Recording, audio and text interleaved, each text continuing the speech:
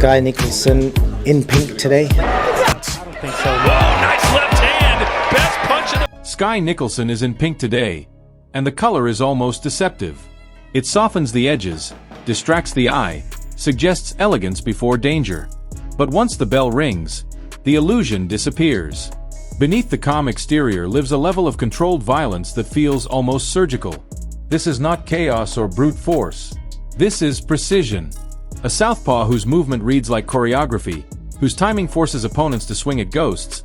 Nicolson does not dominate by overwhelming her rivals. That's a lovely left. Maisie Rose was boxing in pink tonight. But by quietly removing every option they thought they had. The spotlight belongs to a WBC champion shaped by loss, discipline, and an obsession with mastery. A fighter destined not just to win titles, but to redefine what control looks like inside the ring. Her story does not begin with applause or belts. It begins in Queensland, where Skye Nicolson was born in 1995 into a family already marked by tragedy. Before she ever took her first breath, fate had already carved a shadow across her life. A year earlier, a car accident claimed the lives of her brothers, Jamie and Gavin. Jamie Nicolson had been one of Australia's brightest amateur talents, a Commonwealth Games bronze medalist, an Olympian, a name spoken with pride and expectation. For her parents, the loss was permanent and unspeakable. For Skye, it became an inheritance she never asked for, a legacy she would spend her life trying to understand and honor without ever having met the brothers whose path she would unknowingly follow. At 12 years old, she stepped into the Jamie Nicolson Memorial Gym, and something clicked. While others chased distractions, Skye found rhythm in repetition. The sound of skipping ropes, the snap of pads, the quiet focus of long evenings spent refining balance and timing became her world. Her looks invited assumptions. Her demeanor suggested calm. But underneath lived discipline sharpened to a blade. Her jab became a measuring tool, her left hook a sudden punctuation mark, her footwork a constant adjustment that kept her one step removed from danger. The ring was not a battlefield for her. It was a stage, and she learned early how to control every inch of it. By the time she reached adulthood, her style was already challenging expectations. She wasn't reckless, wasn't wild, didn't chase knockouts to impress. Instead, she dismantled opponents piece by piece, leaving observers unsettled. In 2016, she claimed a World Championship bronze, a quiet announcement that something serious was coming. 2 years later, she stood atop the podium at the Commonwealth Games on home soil, gold around her neck, eyes already fixed on the next horizon. The Olympics seemed inevitable, the culmination of years of sacrifice. But Tokyo delivered heartbreak instead. A quarterfinal exit, tears inside the ropes.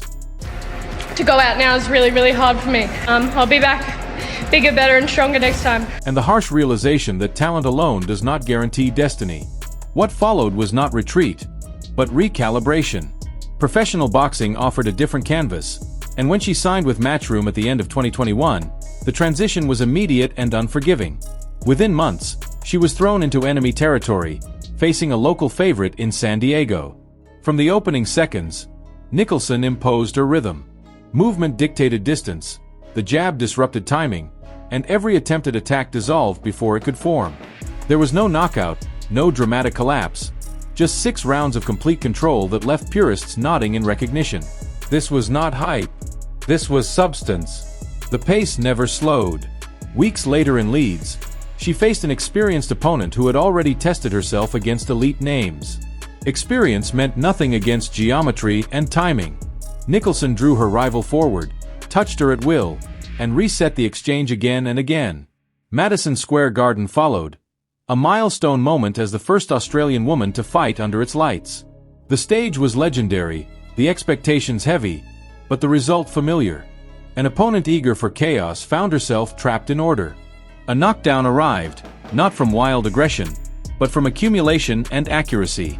The message was clear. Precision hurts. As the fights stacked up, so did the comparisons. Fans whispered about schools of movement, about fighters who treated boxing as mathematics rather than warfare. Critics complained about caution, about restraint. Nicolson ignored the noise. I want opponents coming in to win. I want opponents coming in for a payday. I want to put on a show. Titles came next, first at home, then abroad. Each bout reinforced the same pattern. distance controlled, angles cut, opponents forced to chase what they could not catch.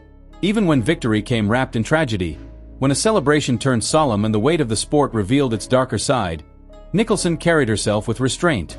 Gold did not always shine the same way anymore, but it still belonged to her. The world title moment arrived not with drama, but with inevitability. Against a former champion who tried to disrupt her rhythm, Nicolson responded not with panic, but with answers. Mid-range work sharpened, angles refined, confidence visible in every step. By the later rounds, the fight became a demonstration rather than a contest. Smiles appeared. Gestures followed. The belt was hers, and with it came a new level of scrutiny. Defenses would matter more than wins. Pressure would increase. And eventually, the test arrived that stripped away comfort. Against relentless pressure, against volume and grit, the familiar control began to crack. Go on. Tell me what I'll never do next. For the first time, Nicolson was forced to cling rather than glide, to survive moments rather than orchestrate them. When the decision went against her, it wasn't just a loss on paper. It was a crossroads. Style versus adaptation. Identity versus evolution. Many champions disappear at this point. Nicolson did the opposite. She returned leaner, sharper, stripped of excess movement and focused on intent. No theatrics, no games. Pressure replaced patience. In her comeback, the result was swift and emphatic. 2 rounds were enough to signal rebirth. The message wasn't just that she was back, but that she was changing. Now, at 29, with a record defined by control, resilience, and reinvention, Skye Nicolson stands at the edge of her most important chapter. From a memorial gym to world champion, from criticism of her style to moments of undeniable force, her journey has never been about spectacle alone. It has been about mastery. And the question that lingers now is simple and compelling. Will she remain the shadow, outscoring and outthinking everyone in her path? Or will she fully transform into something more dangerous? A predator who no longer lets fights breathe? If you want to follow what happens next, support this story, engage with it, and stay with the journey, because Skye Nicholson's biggest battles are still ahead, and this chapter is far from finished.